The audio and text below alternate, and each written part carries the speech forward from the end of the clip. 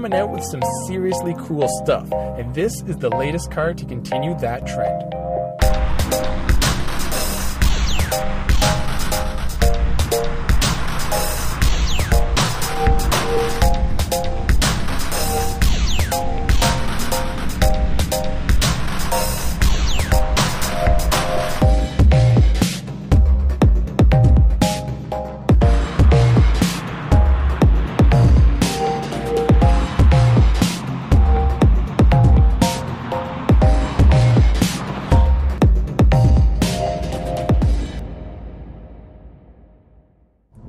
Alright, enough talk. Let's get this on the track. 0 to 60 happens in 3.7 seconds, and it has a top speed of 193 miles an hour.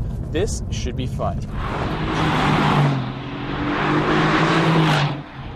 As you might be able to see, it's not exactly the nicest day out. It is cold and wet, and this big powered rear-wheel drive car wants to hang the tail out all the time. Now, that said, it is quite controllable, and I'm not having any sort of shock oversteer moments.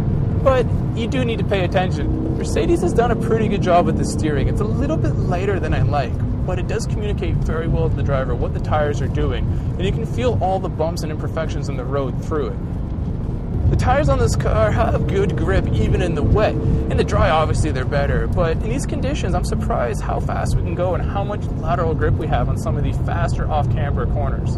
And then there are the brakes. I don't even have the carbon ceramic brakes on this car, yet these ones have so much bite and the GT just stops. But the real beauty of this car is the engine. There is so much forward momentum. Turbo lag is almost non-existent, and the power just keeps going all the way to redline.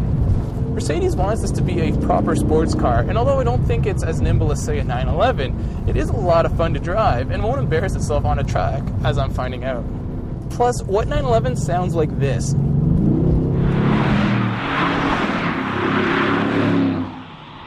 Anyone who thought a 4-liter V8 was going to sound bad in the new line of AMGs, you're wrong. This car sounds fantastic. Oh, and in case you're wondering, that is 100% real noise. Nothing fake, nothing fed into the cabin.